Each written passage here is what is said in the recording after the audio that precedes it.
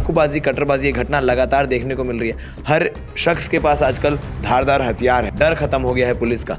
इसी तारतम्य में पुलिस ने कार्रवाई की है, हवा में चाकू लहराते एक शख्स को पकड़ा है। जो कटर खरीदे हैं उनका अलग अलग थाना को निर्देशित किया गया है कि आपके अपने थाना क्षेत्र में जो भी स्टेशनरी वाले हैं, जो उनका दुकान है, अगर कोई कटर लेने आ रहा है तो किस पर्पज़ से ले रहा है, उसका उद्देश्य क्या है, ये देख लो, समझ लो।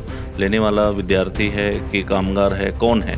लोगों के बीच में वो अपनी रंगदारी जमाने का, अपनी गुंडागर्दी दिखाने का प्रयास कर रहा था। लोगों के मन से, जनता के मन से उसका भय निकालने के लिए पुलिस ने एक अनूठा कदम उठाया है। दुर्ग जिले में लगातार चाकूबाजी और कटरबाजी की घटना जो है निकलकर सामने आती रहती है, देखने को मिलती है, कहानियां सुनने को मिलती है किस प्रकार से किसी अज्ञात व्यक्ति ने किसी अपने दोस्त को, किसी सहपाठी को, किसी साथ में काम करने वाले व्यक्ति को चाकू या कटर से उस पर हमला कर दिया, या कभी कभी तो अज्ञात व्यक्ति किसी अज्ञात व्यक्ति पर भी हमला कर देता है।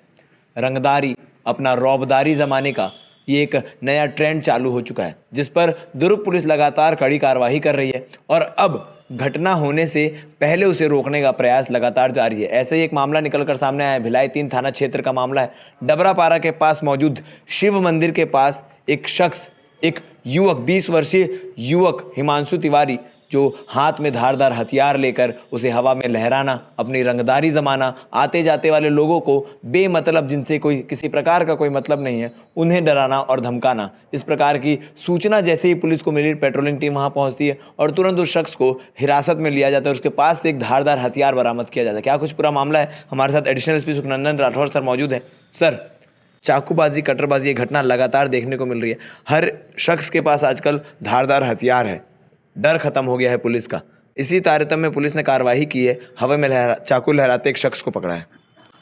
ऐसी बात नहीं है, डर खत्म नहीं हुई है और हम लगातार कार्रवाइयाँ कर रहे हैं। और अभी हमने एक अभियान चलाया। एसपी सर ने लोगों से अपील किया था कि जो भी चाकूबाज हैं, कटरबाज हैं, जिसके पास भी आर्म्स हों, हमें सूचना दें। इसी क्रम में डबरापारा में एक युवक जो धारदार हथियार लेकर के लोगों को आतंकित कर रहा था, भयग्रस्त कर रहा था, डरा धमका रहा था, इसकी सूचना मिली तो हमारी पेट्रोलिंग ने जाकर के वहाँ पर उसको पकड़ा है और आर्म्स एक्ट के तहत कार्रवाई भी की है। उसको जेल दाखिल किया गया है। उस युवक को जहाँ वो डरा धमका रहा था वहाँ पर उसका जुलूस भी निकाला गया है। सर, डराने धमकाने की कोई वजह पता चली है क्या? रंगदारी जमाना था या किसी से कोई बदला लेना था, क्या चीज़ें थी? ये बेसिकली ये उस टाइम थोड़ा सा नशा किया हुआ था और लोगों पर अपना प्रभाव जमाने के लिए कि मैं यहाँ का गुंडा हूँ, यहाँ दादागिरी कर सकता हूँ, इस तरह की बातों को लेकर के ही वो ऐसी काम कर रहा था। जो उस पर आर्म्स एक्ट की कार्रवाई कर उसको बताया गया कि ऐसी कोई बात नहीं कि तुम यहाँ के गुंडे हो।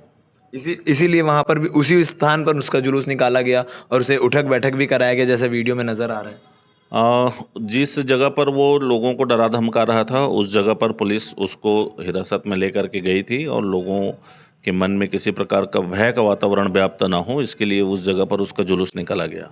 जैसे हिमांशु को पुलिस ने पकड़ा, वैसे ही कई शख्स हैं जो दुर्ग भिलाई में घूम रहे हैं, जो अपने पास धारदार हथियार रखते हैं, चाहे वो गाड़ियों में रखें या अपने पास रखें। इस प्रकार से और किस प्रकार से कार्रवाई होगी या उनको क्या कहना चाहेंगे आप? लगातार आर्म्स एक्ट में कार्रवाइयाँ की जा रही है और जिसके पास भी इवन बहुत सारे अभी मामले 3-4 दिनों में हुए हैं जो अपने डीपी में धारदार हथियार के साथ डीपी लगा रखे थे, उन पर भी हमने कार्रवाइयाँ की है।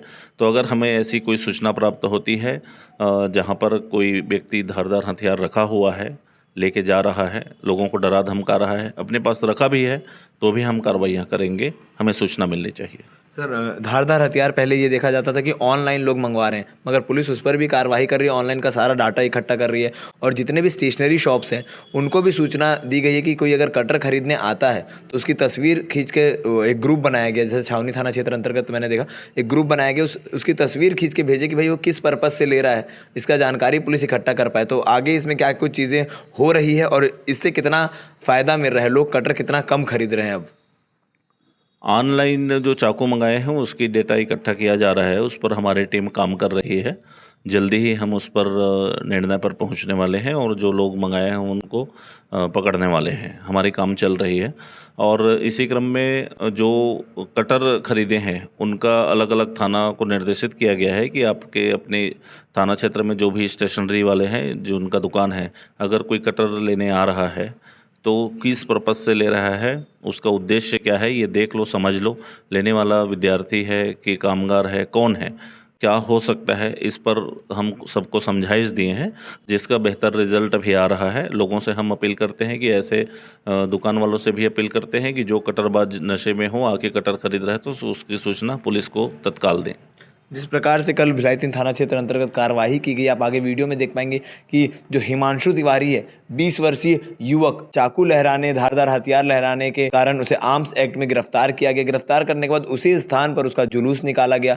वहां पर लोगों के बीच में वो अपनी रंगदारी जमाने का, अपनी गुंडागर्दी दिखाने का प्रयास कर रहा था। उसके लोगों के मन से, जनता के मन से उसका भय निकालने के लिए एक पुलिस ने एक अनूठा कदम उठाया है। इस कार्यवाही को लेकर आप क्या कहना चाहेंगे? और अगर आपके आसपास भी कोई शख्स आप देखते हैं कि धारदार हथियार लिए हुए है या किसी अलग पर्पस से, किसी गलत पर्पस से आपराधिक गतिविधि को अंजाम देने वाला कोई शख्स अपने पास कटर रखा है, तो आप गुप्त रूप से दुर्ग पुलिस को सूचना दे सकते हैं। आपका नाम किसी भी प्रकार से सामने नहीं आएगा और उस पर कार्रवाई की जाएगी। बाकी के अपडेट के लिए बने रहिए हमारे साथ। धन्यवाद।